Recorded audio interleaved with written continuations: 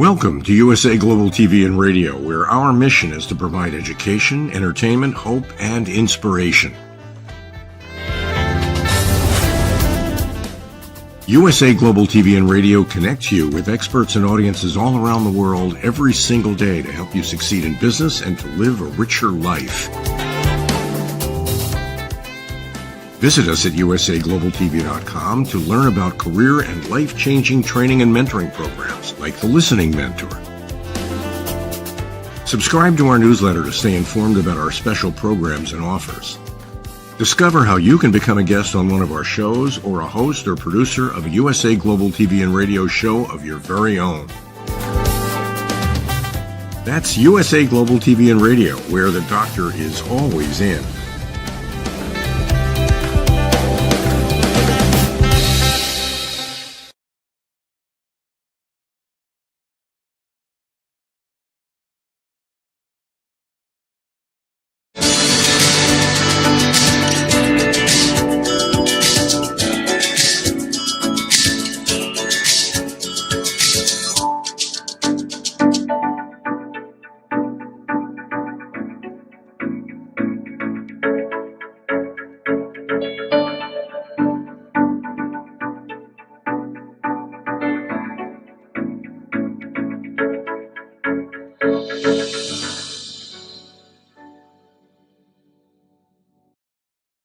Hello, beautiful soul family, and welcome to Weekly Wisdom and Insights, your home for spiritually guided transformation and empowerment.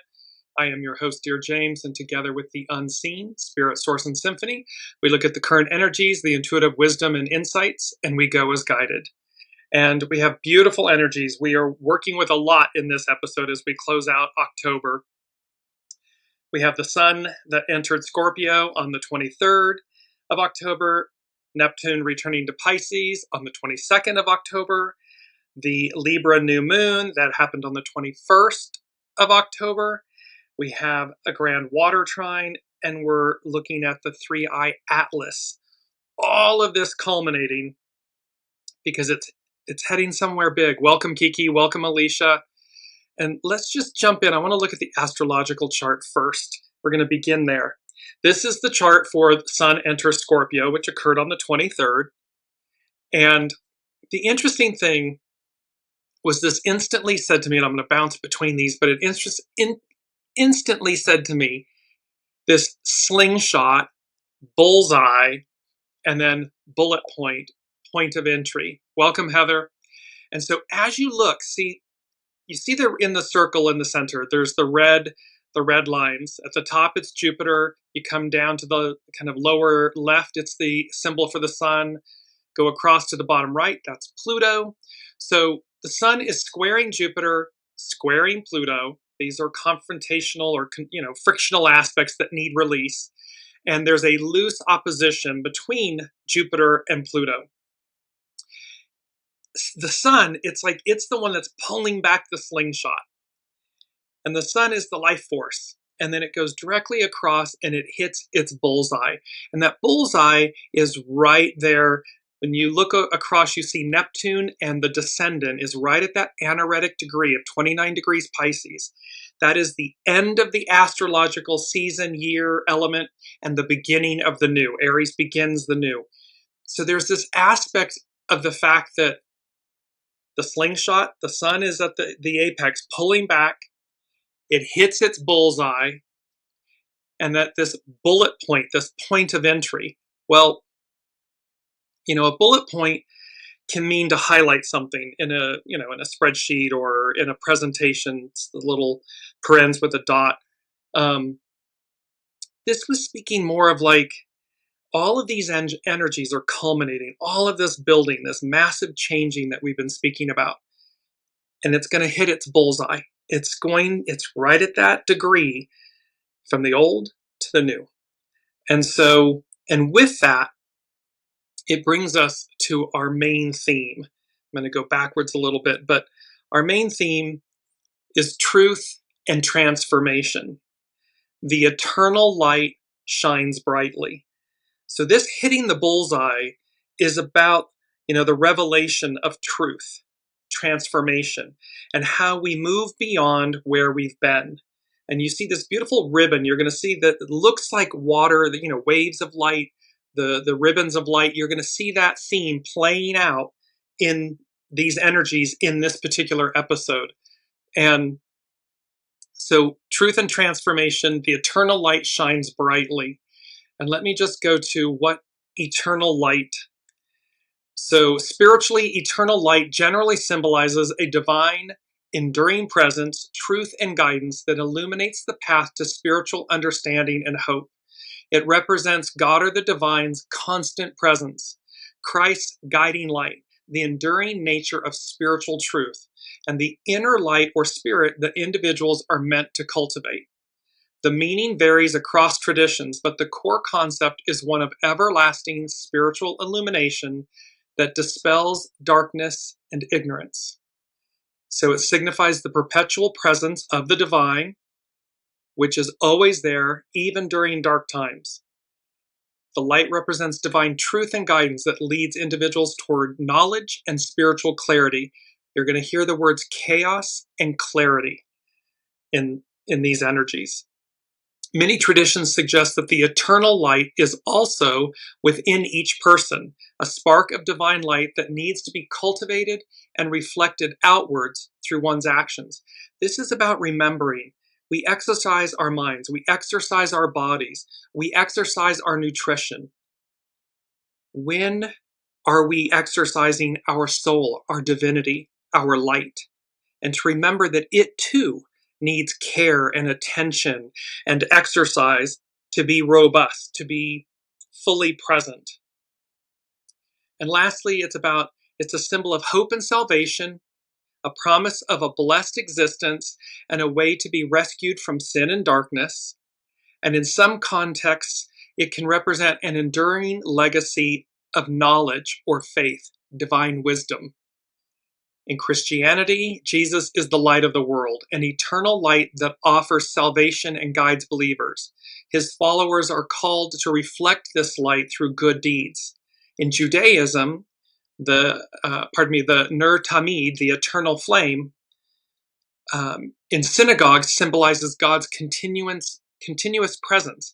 Some also interpret the command for light continually as a reminder for individuals to constantly rekindle their own inner dedication to the divine, to God, Allah, Buddha, the all that is.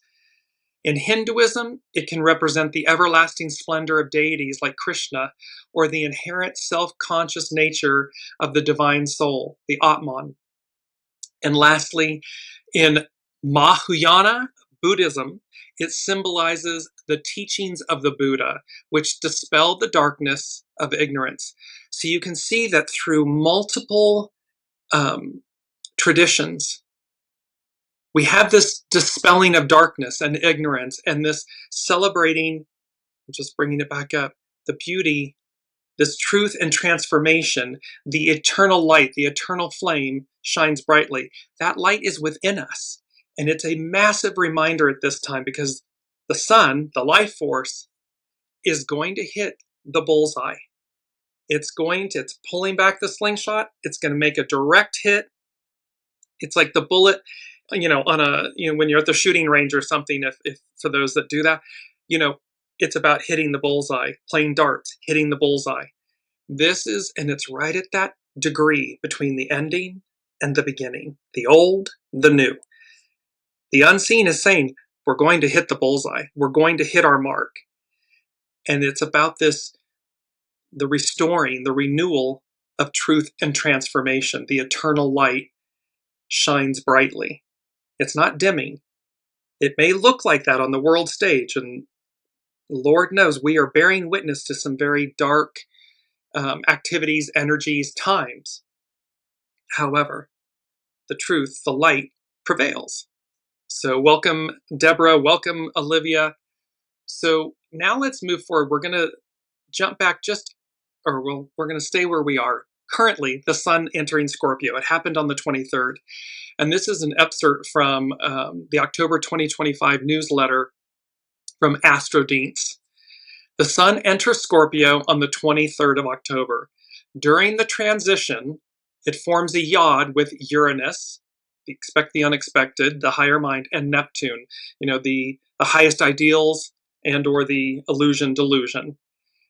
A yod, or a finger of God, in astrology is a rare and significant aspect pattern where two planets form a sextile. That's a harmonious aspect, 60 degrees apart from each other, and both are in a quincunx. It's 150 degrees from each other to a third planet at the apex, at the point, forming a narrow triangle in a chart. This configuration is often associated with a fated life purpose, intense challenges. And you're going to see where we're going to talk about fate and destiny a little bit later on.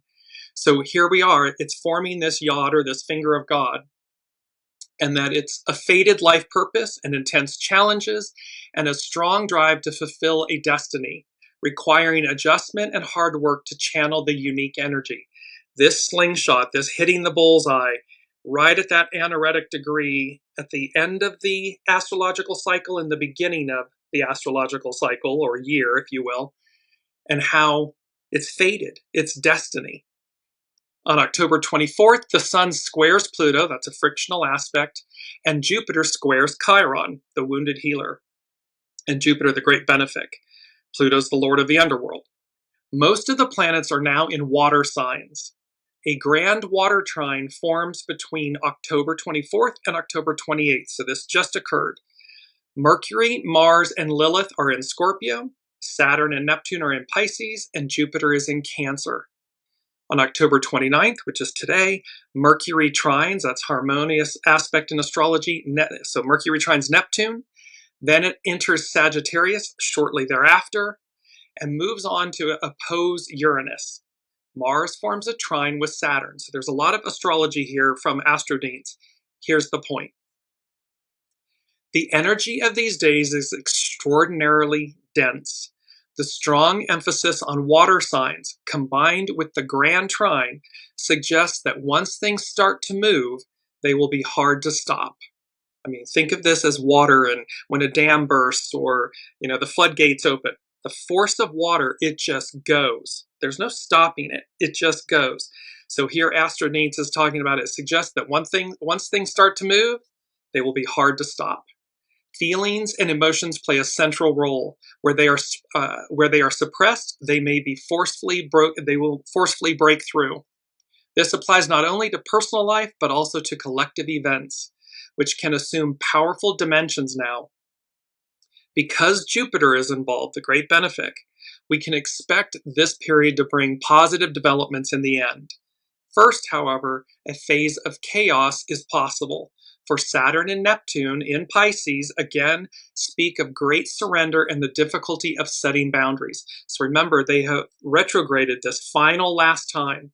They're going back to the very end degrees of Pisces before they officially move forward into Aries.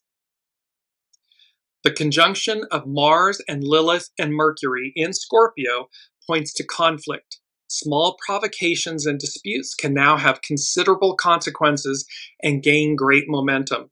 So again, in our individual lives, be mindful of our words, our thoughts, our actions. Be mindful of being triggered. Be mindful, that respond, don't react. Just take a beat, take a breath, and then, because these energies are dense, and once things start moving, they're going to be hard to stop. And this brings us to our first quote. Water in motion is a mighty force that is hard to resist. So it's about going with the flow, and it's about, we're humans. We're not meant to swim upriver. That's salmon. Humans are meant to flow with the water, with the river, with the flow of the energy. So water in motion is a mighty force that is hard to resist. If you suddenly find yourself swept up in a current of events, allow it to carry you for a while. It is wiser to wait until the waves have calmed. And so it's just about being in the flow, if you are triggered, step back, take a breath, walk away. And if it's positive in nature, you're swept up in the enthusiasm of something or the opportunity of something, flow with it, remain calm, respond, all of these beautiful actions.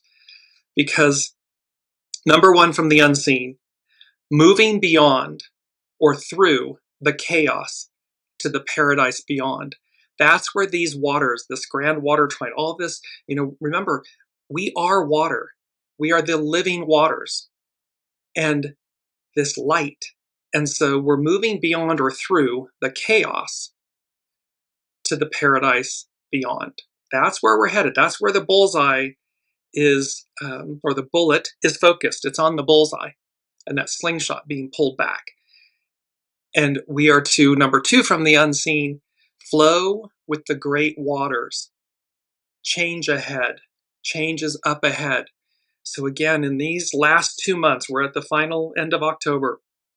We're literally closing out this 9-year. 2025 is a 9-year.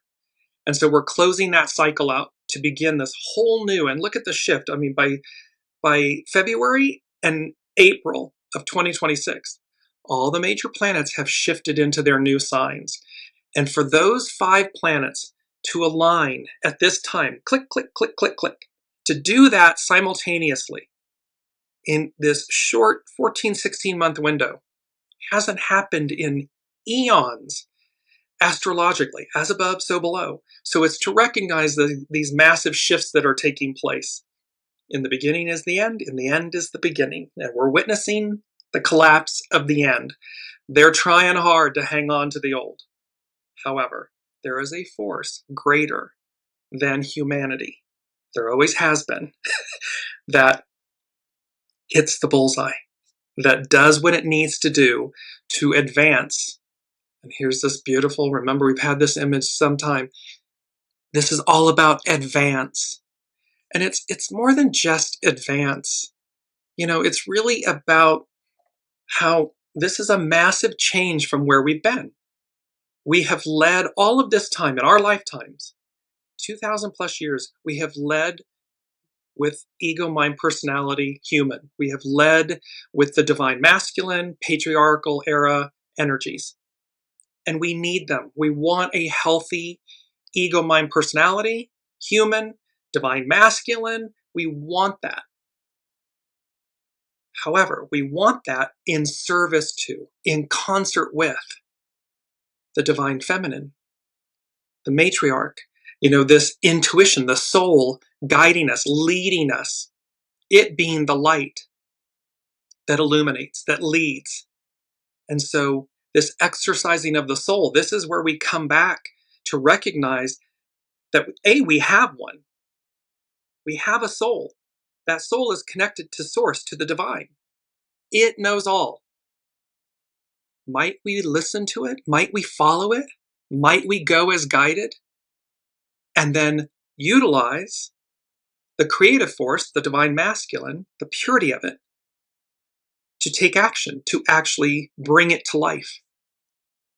But it's where we've been is we forget the soul, we forget the divine, we forget our soul source connection.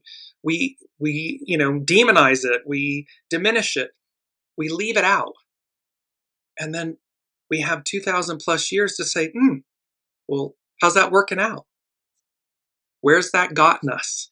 And we're witnessing where it's gotten us. The height of the height of the height of corruption, of shadow, of goo. And they know. They know. You can feel it. You know that the clock is moving, the time is shifting. And thereby, it's they would put a human being in a cabinet and they turn it would start blowing wind and cash would start flowing all over the place. And they're just trying to grab as much of it as they can and stuff it in their pockets. That's what this moment is like. And yet it's futile. Because you can never satiate that lack. That's what it is, it's lack. So there's no way to, satiate that lack. The way through, soul source connection, the divine, your light, your divinity, and moving and shifting willingly into the new. That's where real abundance lives and resides. Let me just, number 3 from the unseen is a prism of light awakens you, awakens all. And this brings us to our mantra. I awaken in the new. So you see this, a prism of light. This is the image. The light is shining through. It's creating this prism. A prism of light awakens you, awakens all. And then they said, to what degree? To what level? And this is all about the fact that awareness, consciousness, being awakened, everyone's on a spiral, ascending, but not everyone's at the same place. Some are at the tip, some are at the tail cone, some are in the basement, but there's an awakening, a prism of light. And remember, the light, it's, in traditional references, being blinded by light, being transformed by light. And it brings us to our key word. Let me just get to that really quickly. Our key word here, transfiguration. A complete change of form or appearance into a more beautiful or spiritual state. A metamorphosis, an exalting, glorifying, or spiritual change. A striking change in appearance or character or circumstances. In Christianity, the transfiguration of Master Jesus is an event described in the New Testament where Jesus is transfigured and becomes radiant in glory upon a mountain. So this is about, the alchemy, the transmutation, the turning base metals and elements into gold. And you notice the image was silver and gold. It represents the divine feminine, the divine masculine. So we're talking about how the light, truth and transformation, transfiguration, massive changes in humanity, in our experience. Welcome, Colleen. And she's speaking about empathy and compassion, and about people being starved and so forth. So yes, again, remember, with the height of the shadow comes extraordinary chaos and, oppression and suppression and just cruelty, because they're terrified. They are cleaving to a way that is leaving, and they know it is leaving. You can see it in the mass demonstrations of people around the globe being awakened, illumined, recognizing their innate divinity, their innate sovereignty, their innate power, empowerment. And so once, that it's 3-point-something% or something of any civilization, that tipping point. But again, it's to remember that the divine, the unseen, is saying to us, truth and transformation, the eternal light shines brightly. It hasn't gone anywhere. It's present. Everything's purposeful. We have to allow things to play out. Because again, it's not to forget. When the height of the shadow, the goo, is so loud, so in your face, the counter, it's Newton's cradle, and that counter, for every force or for every action, there's an equal and greater reaction or response. It's to remember that the height of the goo awakens people. It awakens them to say, I don't want that. I don't like that. I don't want that for my fellow human being. I don't want it for myself. And it awakens people. What they believe they're doing is controlling the narrative, controlling. But the higher octave, the unseen, the divine says, no. You believe you're in control, but that's not true. We are. And that is true. Mother Nature, man can construct something, wipes it out in a mere second. So it's to remember we're the guest, not the host. It's to remember our divinity, our co-creation, and how we co-create with the divine. But it's in concert with it, and the divine is your soul. It's your soul source connection. We see what happens when we fail to do that. When we act solely from our divine masculine, patriarchal, ego mind personality selves, it's not pretty. It's not congruent. It's inharmonious. It creates dis-ease. That's where we find ourselves. And so now let me take us to astrobutterfly.com. And they are speaking about the new moon in Libra. Who's afraid of Virginia Woolf? On October 21st, we have a new moon at 28 degrees Libra. So this just occurred. And we're adding these all together because all of these energies are culminating. They're playing out. The new moon is square, that's frictional, square Pluto and Jupiter, and it's opposite Chiron. This grand cross new moon is bound to push all our buttons, prompting us to reevaluate who we are, especially in the context of our close relationships, Libra. This is a pressure test new moon that raises a fundamental identity question. What's truly me, sun, moon? What's my wounds? What are my wounds? Chiron. What's other people's narratives? Jupiter. And what's being shaped by forces outside my control? Pluto. Because Pluto, the god of the underworld, brings everything up. It's not within our control. It's going to bring it up for everyone to see. And we were just speaking about this. What's the world I wish to live in? Who as a person am I? Who do I want to be? What's a bridge too far? What's a line in the sand that I'm not going to cross?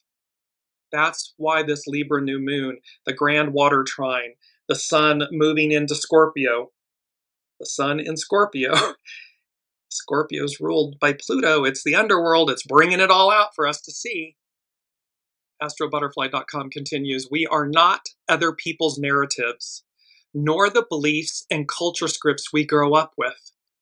Yet we are shaped by them. We are the products of our times.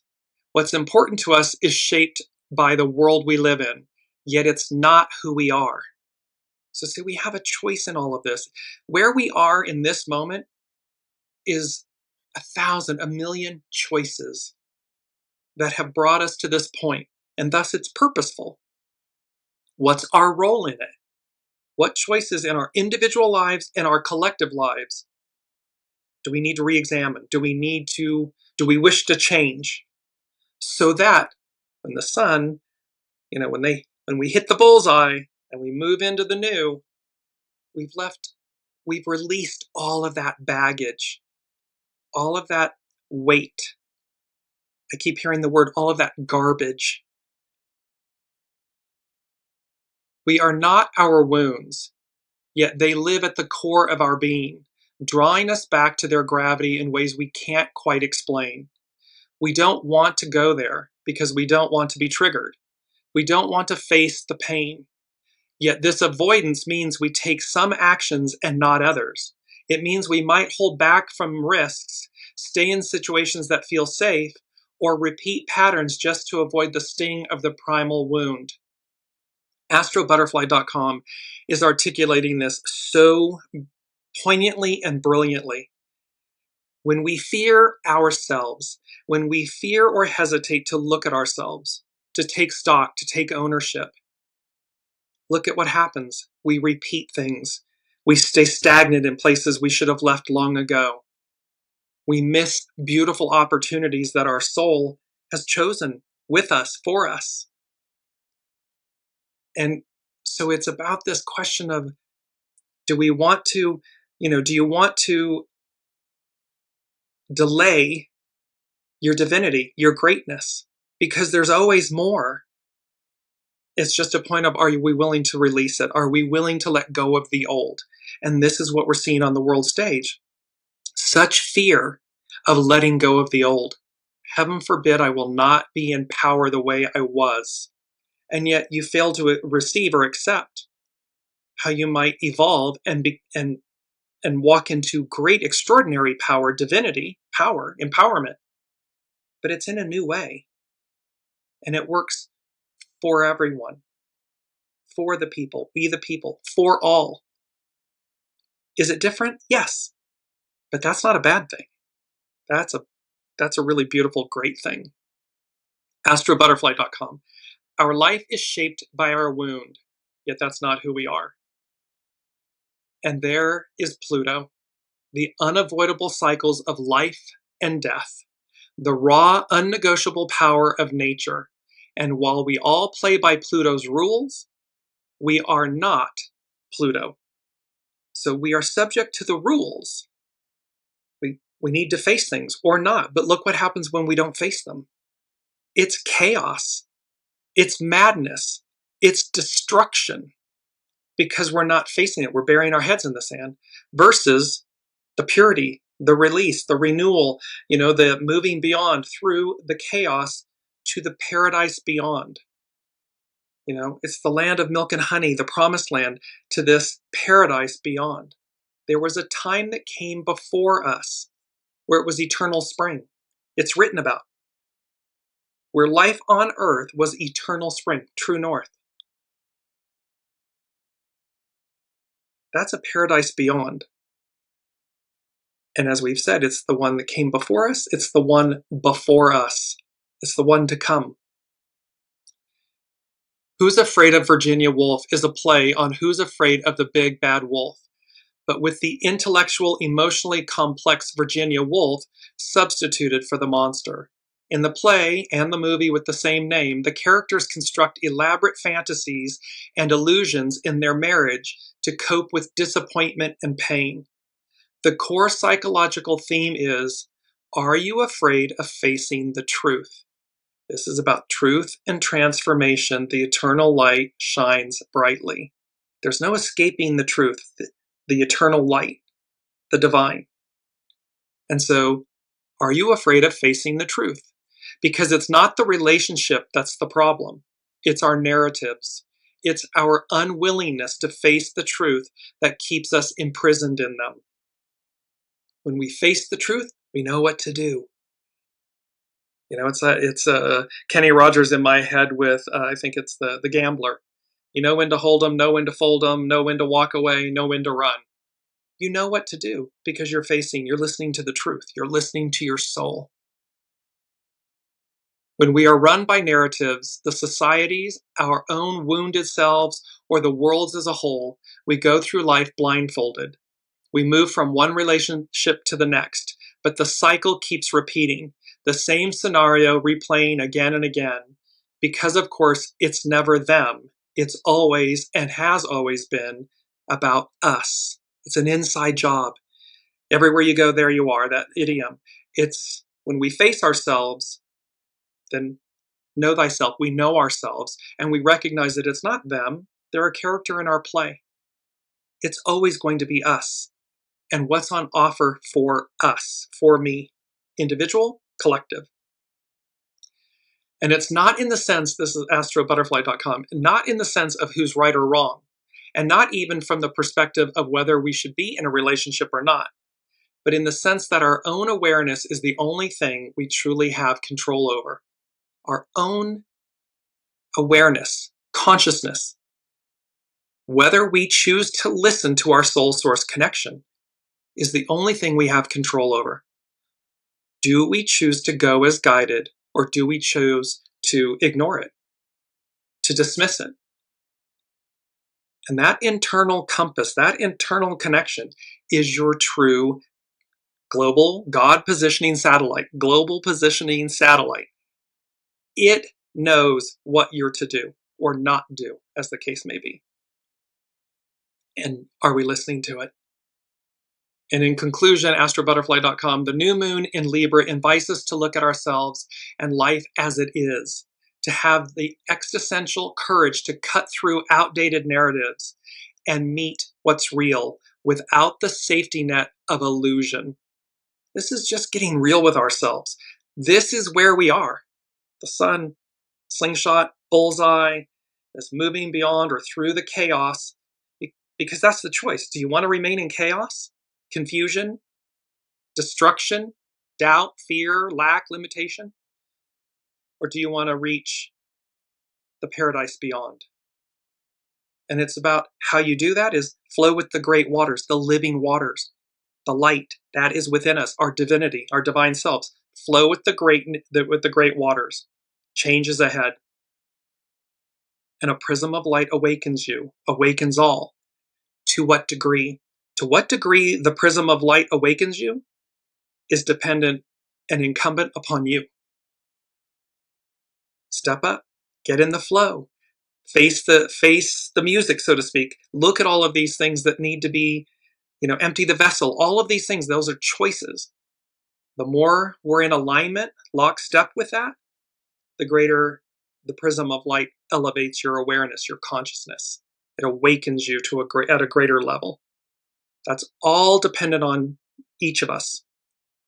It's all dependent on each of us, you. Number 4 from the unseen. They said, exceptional excellence, ... a stone's throw away. And then I had these images of Excalibur, King Arthur, Our Lady of the Lake. And of course, Our Lady of the Lake, it's a magical sword. Excalibur is a magical sword that the Lady of the Lake gives to King Arthur when the sword of the stone is broken. The sword that's pulled out of the stone breaks. But she provides him, divine feminine, providing the divine masculine, she provides him with this magical sword. Swords represent clarity, cutting through, truth. And there was this aspect then also of it's a stone's throw away, and it was the stone of destiny. The stone of destiny originates in Scotland, and it conferred kingship or queenship, and it was used in coronations where the sovereign or the person chosen to be king or queen would accept and make their oath to the divine. And that stone, it's a literal real stone, and then it was used in England and the United Kingdom, and then it's been returned to Scotland. So there's this aspect about exceptional excellence. And exceptional excellence means an outstanding or extreme level of high quality, merit, or ability. It combines two words that describe something that is much better than average and superior to others. The phrase emphasizes the quality is not just good or excellent, but is truly exceptional or extraordinary. So it's beyond what is usual, ordinary, or average. It's extraordinary. The state of being extremely good or superior or of high quality. And the phrase suggests that combined, this exceptional excellence, the phrase suggests a level of performance, quality, or virtue that stands out significantly, even among other excellent examples. It's number 4 from the unseen. It's foundational. This exceptional excellence, ... a stone's throw away. So there's a beautiful, what the unseen is saying. They're talking about a paradise beyond, living waters, the light, the eternal light shines brightly, hitting the bullseye. You can see where all this, it sounds very mystical, magical, otherworldly, and yet again, as we've said many times, it doesn't make it any less true. It does not mean that quality, that exceptional excellence, doesn't reside within all of us. It does. We simply need to choose it. And that is an individual and a collective choice. One is not incumbent or, on the other. We can individually choose it. And to what level? But it does require that we face, the Pluto, the Sun in Scorpio, we face all of the goo to recognize, my self-doubt, my self-confidence, all of these things that are weighing me down or holding me back, or they came from my upbringing or however it may have come, or, from society and so forth. It's like they're showing me like a really heavy, wet animal skin, just soaked, heavy, and going, ugh, and just taking it off and thunk. Well, then we stand in our divinity, in our divine nature, our nakedness, our nudeness, because we've taken that burden and laid it down. It's no longer ours. And Alicia is speaking about the stone of Scone. And so we have, yes, in the King Arthur and the Stone of Destiny and all of these mythical, and they're mythical, air quotes mythical, but they're also historical. So when we look to the United Kingdom and England and Wales and Ireland and Scotland, and if you've Scotland, Northern Hebrides, I don't know that there is a veil. It is so mystical, magical, otherworldly. So if you've not been, don't delay. It is It is something for the richness of the soul, and that too will awaken you. Let me now move to, we are going to go to North Point Journal, and she is speaking about the 3-Eye Atlas. This is Pam Youngins, the astrologer at North Point Journal. And she said, in July of this year, an astronomer reported the sighting of an interstellar object moving through the night sky.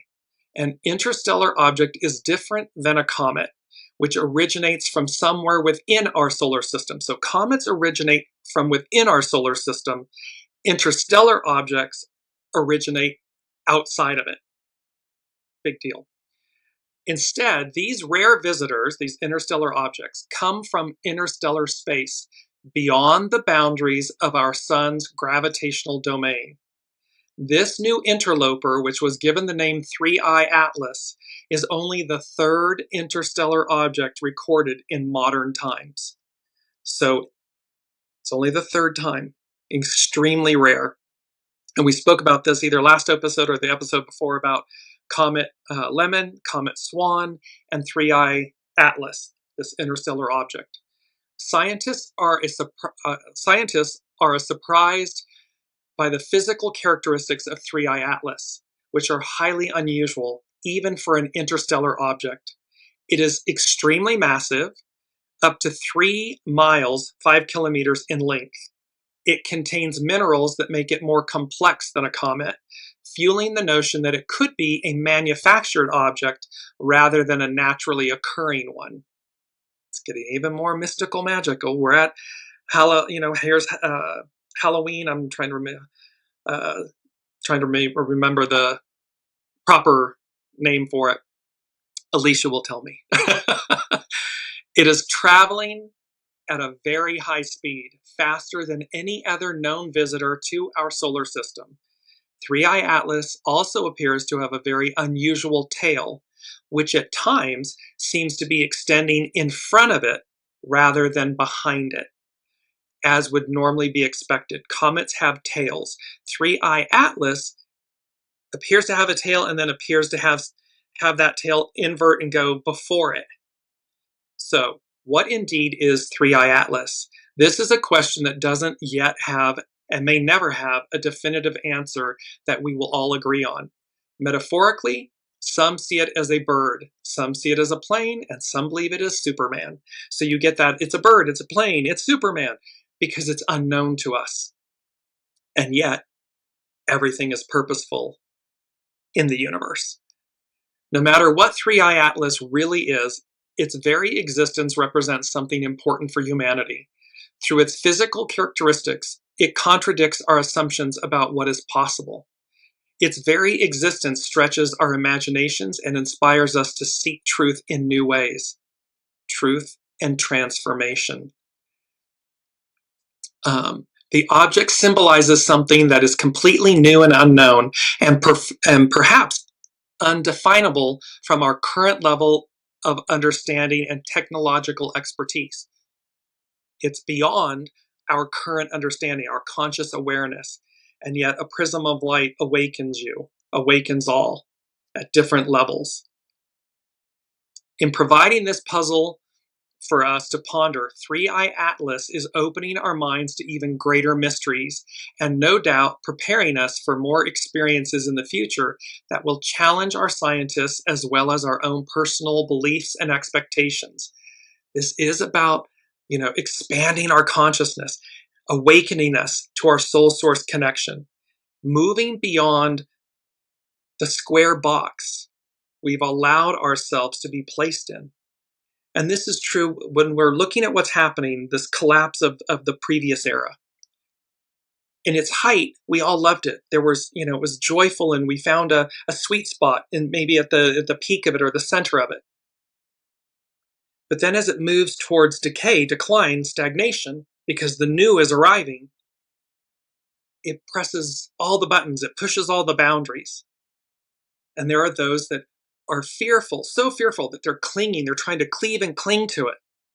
It's that train over the abyss that we've shown. And yet before us is the magic, awe, and wonder of what is before us, what's unknown to us.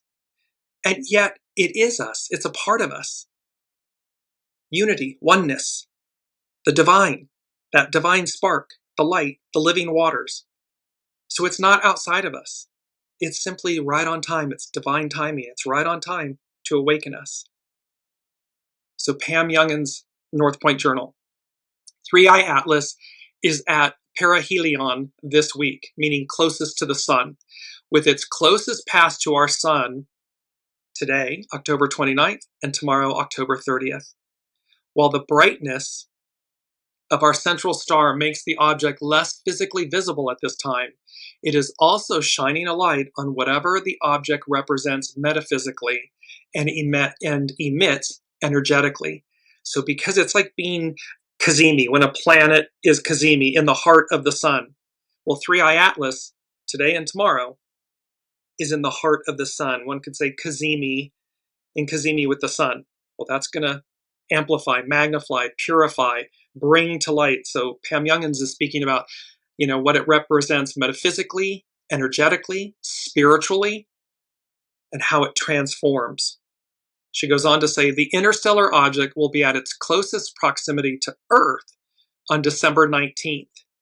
This is also the day of a powerful new moon in Sagittarius that is conjunct both Venus and Mars, closely square Saturn, Neptune, and tightly trine Chiron, Eris. With the Capricorn solstice occurring just 2 days after that moon lunation. That third week of December is setting up to be, quote, an interesting and pivotal time.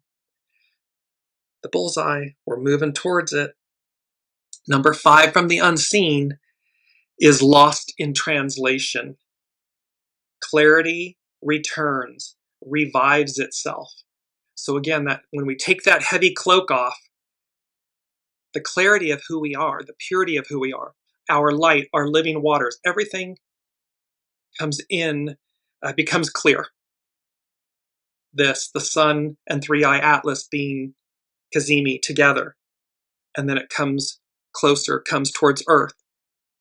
Awakening, illumination, transfiguration, transformation. There's all of these, you can see these illuminating words. So as we move then, I want to go to not number 4, it's Astrology by Lauren. And she's speaking about Neptune returns to Pisces. And she begins with a quote from The Stranger is a Theologian by Dennis Diderot. Wandering in a vast forest at night, I have only a faint light to guide me. A stranger appears and says to me, my friend, you should blow out your candle in order to find your way more clearly. See, the candle is external, it's outside of us. And here, the stranger says to us, my friend, you should blow out your candle in order to find your way more clearly. The living waters, the internal light that shines brightly, it's eternal. This is talking about our soul, the wisdom of our soul, the illumination of our soul. That light that knows all, that will guide you perfectly. And when we individually extinguish that external candle, that external light, to listen and go as guided from our internal light, it's a game changer. It's a whole new world. It's a whole different way of being. And that's where we are. That's what's before us. So Astrology by Lauren. On September 1st, Saturn returned to Pisces for some unfinished business. It is still wending its way back through the latter degrees of the sign until it finally stations on November 28th.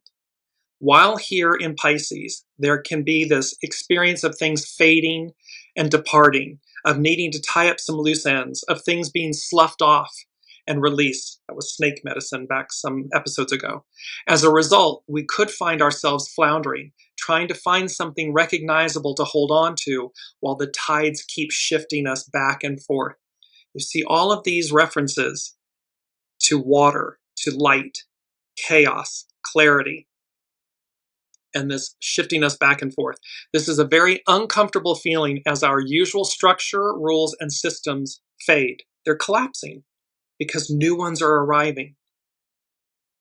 On October 22nd, Neptune also returned to the very last degrees of Pisces, where it will remain until January 26th, 1/26/26. Like taking a deep dive into the murky waters of the past, we are being drawn back to assimilate, to process, and make sense of what once was. This can be emotionally overwhelming as we feel drawn into this vortex of disillusion.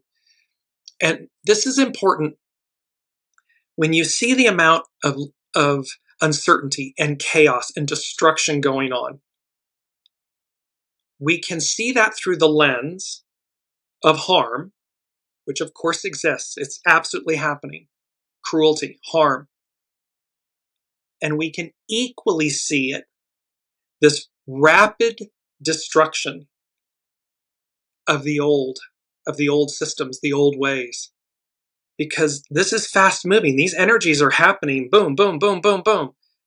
By early, April of 26.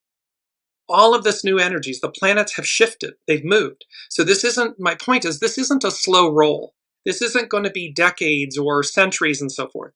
This is happening in a very compressed, dense energies, compressed 16-month window. And so it is to look beyond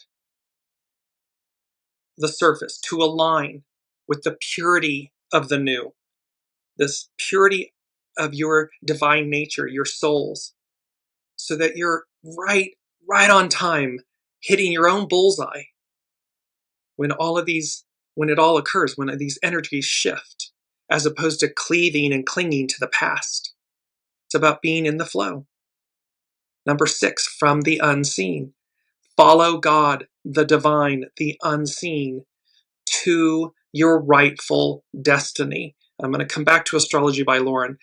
Rightful destiny refers to the belief that one has a preordained and proper purpose in life, often seen as a divine plan or a natural culmination of their efforts. It speaks to us always knowing there's something I've come to do. My soul knows. It knows what it's come to do. And so it's this culmination. It combines the idea of a preordained future with the idea of personal agency or effort in achieving it, suggesting a purpose that is both divinely appointed and realized through individual action, beliefs, and hard work. See, this isn't just we sit back and do nothing. No. In exercising our soul, that's about listening to the divine, to the unseen, to this preordained plan. And then once I know what to do or not to do, my personal agency, my creative force, is invoked to take action or inaction, as the case may be. So it's core concepts, the belief that a person has a specific ultimate purpose or destination that they were meant to fulfill. The idea that this destiny is either set by a higher power, by the divine, or by a greater force in the universe. The role of the individual is fulfilling their destiny through choices, actions, and personal growth. A mindset that looks forward with a sense of possibility rather than dwelling on past regrets or the past. And achieving a sense of meaning, happiness, and fulfillment by living in accordance with one's perceived rightful destiny. In many religions, a rightful destiny is seen as the divine's purpose for an individual, a role to play in a divine plan, and a future that is aligned with divine will. A belief that destiny is a result of both a larger cosmic order and the individual's own choices, requiring one to harness their inner power to chart their course. The concept is also framed as designing one's own destiny through intentional living, utilizing unique gifts and abilities, and overcoming personal lack, limitations, fear. So we have this beautiful follow the divine, follow God, the divine, the unseen, to your rightful destiny. This preordained, in concert with free will, choice, paradise beyond. That's what all of this has been culminating in and coming towards, working towards. So we go back to Astrology by Lauren. Expect all sorts of feelings to arise as it does so. The intriguing, the inspiring, as well as fear and even dread for what once was. The murky bottom is being stirred up, bringing it all back up to the surface. In the very last degree of Pisces, there is this anticipation of loss, a sadness for what once was, and ennui and despair as we stand here betwixt and between, that's a previous show, betwixt and between the past and the future that is still so impossibly uncertain. So there is melancholy. There is actual, yes, we're experiencing either the fear, the melancholy of the loss of what was, but others are experiencing the fear, the heightened fear of what was, because the new, what's before us, it's uncertain in the sense of we haven't experienced it yet. We don't know it. It's the beast we don't know. And yet it's not, what a beautiful beast. I mean, Beauty and the Beast, he was actually a prince. He was transformed by love, by light, and restored, clarity and all of this restored, because he had to experience his insufferableness, his arrogance, his hubris, his entitlement. So he had to experience that. And then love, purity, love, light, restored him. Astrology by Lauren continues, we are going to have to allow it all to wash over us. There's another water element, to wash over us as we navigate this liminal pass. Just know that even in the face of loss, it is not the form, but the essence of what once was that matters in the end. Know that Neptune returning to Pisces is also a gift. It affords us the ability to more deeply connect with our own core self. This is your soul source connection. Call it what you may, this is an opportunity to connect to spirit, to our essential goodness, our inner guides, and our highest ideals. We need to do this because by connecting to self, it will lead us to where we need to go to live a more meaningful life. So it's going to lead us, the soul source connection, your soul, it's going to lead you true north. It's going to lead all of us to that destiny, that destination, that paradise beyond. She says, ask yourself, what are the things, the experiences that invest your life with meaning? What are the things that are worth living for? What are those things that are worth sacrificing for? The conjunction between Saturn and Neptune, and remember, they're co-journeying, and they have been and they will continue to do so. They're co-journeying. So the conjunction between Saturn and Neptune on February 20th, at the very first degree of the first sign of the zodiac, this was February 20th of 2025, when they first moved into Aries, is about committing to a new path that will bring us the meaning that we are sorely seeking right now. But before we get there, we are first needing to reflect, make sense of, and gather the essence to us of the things that matter. So this is why Saturn and Neptune are retrograde. They're in the final degrees of Pisces, because we're going back to make sense of what really matters to me. What do I really want to, what do I care about, truly care about? It's not, I can assure you, it's not the masks, the identities, the labels, the stories, the scripts, the material possessions, the status. All of that's just set dressing. What really matters is who you are at your center, at your soul source connection self. And so we're being asked to discover that, to recognize that truth. Because as we move into this matriarchal Aquarian, we the people era, that is for us, for the people, that's how we shine in unity. And by reciprocity of that, we receive individually, collectively, but it's a collective first, then we receive it, which is a complete inversion of where we've been. That's why it's confusing to people. She continues, Astrology by Lauren. We are preparing to cross a threshold which is yet to come.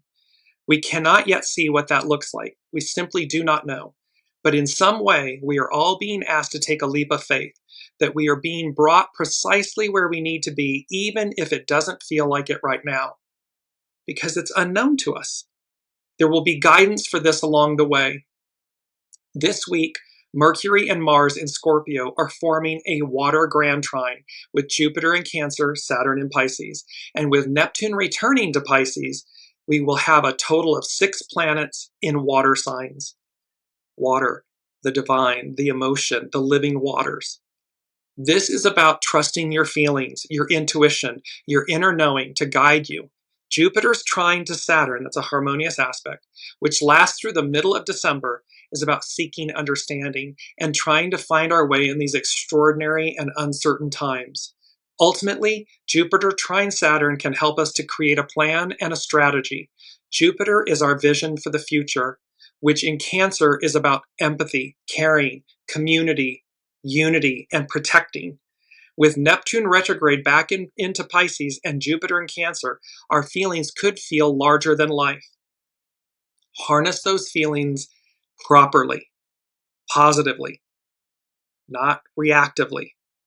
Saturn's version of practical compassion in the sign of Pisces can serve as a lifeline, allowing us to see things as they are. Together, this is a recipe for creating a realistic plan for the future. But to do this well, we need to make those essential connections with our own inner knowing, our soul source connection. Rather than looking outside of ourselves for meaning and direction, Neptune advises us to look within. Neptune, in its highest expression, is a planet and messenger of that one divine essence that we all share, that divine spark within. Neptune is what lends meaning to our lives and imbues us with a sense of purpose. Neptune can lure us into a well of disillusionment, but it can also lead us to realize our highest ideals and dreams.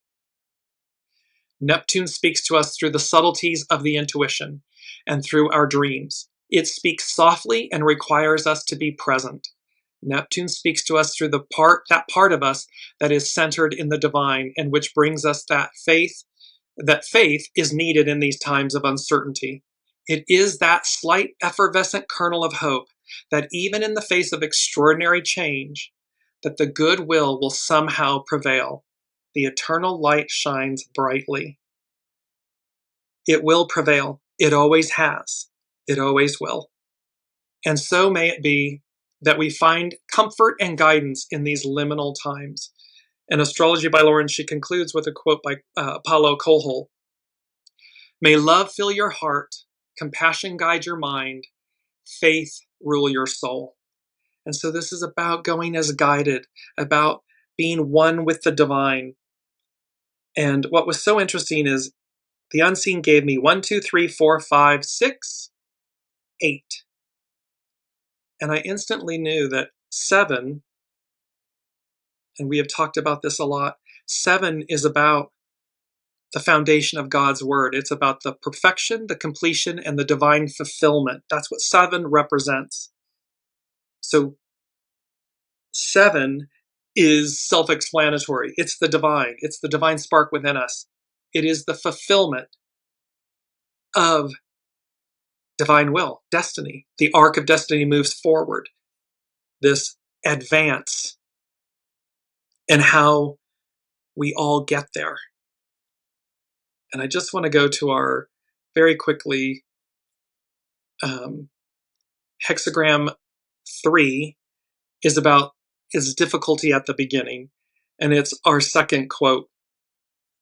The birth of a new venture or relationship is an entry into the unknown. That is what we all are doing on a collective scale. New things seem to be rushing upon you, and confusion can easily take over. However, chaos is a powerful force when you harness it properly, so don't rush things now. Do not let events overwhelm you. As you take the first step, stay calm and ready to persevere. Ask for guidance and support. Challenges lie ahead, but they are challenges you can handle. Gain strength, find courage. Like a newborn fawn, the opportunity for rapid development is there, yet it is only through determination that the fawn can rise to its feet and grow to full stature. Keep going despite difficulties, and you will find the success that you desire. A key challenge at this time is to maintain clarity. Avoid lunging at solutions. Do not start a new project or relationship before thinking it through. Make yourself wait until a good course of action becomes clear. A careless step in the beginning can cause events to get out of control or spiral out of control later. And be sure to enlist the advice of experienced people and wise supporters. This is from divination.com. And lastly, hexagram 29, which is dangerous depths. It's also known as the abyss. That's in our numbers today. And this is our third quote. Exposure to danger brings good fortune to those who move beyond it. So chaos, danger, and so forth can be, of course, it's purposeful. And so it can bring about good fortune for those who move beyond it. When you remain in the chaos, in the confusion, clinging to the past, in the fear and the lack, it's not pretty because you haven't moved beyond it. You've quadrupled down on it.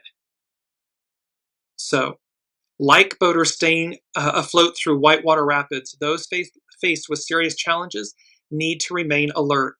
They must take all available precautions and, above all, keep going forward so as to remove themselves from harm's way. Once the danger has passed, everything flows smoothly downstream. Flow, light, living waters. It's about, flowing with the flow to remove ourselves from danger, to get to the paradise beyond. The positive side of danger is that it offers an excellent chance to cleanse the senses and strengthen the spirit. Surviving a crash can be tremendously reinvigorating, sharpening the eye and the mind for future challenges. It is reckless to court danger, but critical for inner development to not shrink from it either. Those who respond to dangerous conditions most effectively are those who can establish an inner bubble of calm in the midst of chaos. An emotionally stable center keeps one rooted in the moment, alerted and focused. Courage at times like these springs from focused attention and a brave willingness to penetrate the moment of peril to its very core, to reshape and transform it. Truth and transformation, the eternal light shines brightly.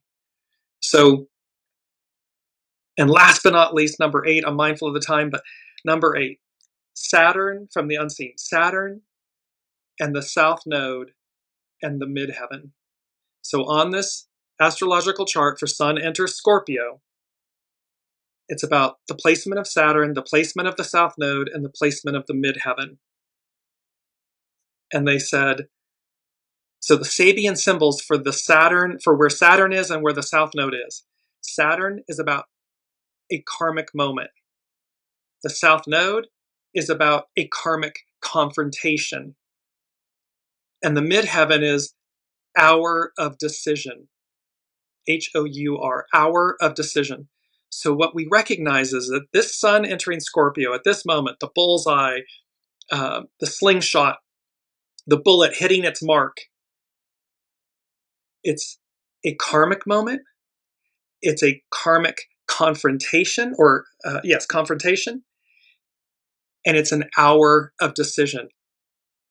It's time in that aspect. So as we watch, again, all of these energies, three-eye atlas, all of these things that are occurring at this moment, it's the host, the master weaver, the all that is, orchestrating all of these beautiful events, karmic moments, confrontations, events, and they're going to hit the bullseye.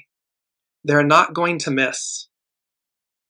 The divine doesn't miss. Mankind does, but the divine does not.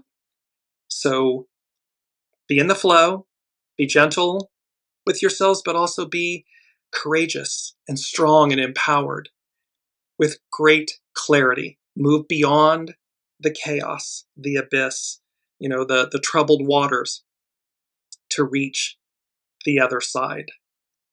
Cannot wait to see. We have 2 shows left in this 4th season of Weekly Wisdom and Insights that will complete the 4 years together. So to all of you, thank you so much for your presence, your comments, your energy, your spirit, and your willingness to go as guided. It cannot be underestimated. So namaste to all of you, and I look forward to seeing what the unseen has in store for us next. Until then, we'll see you next week. Be well.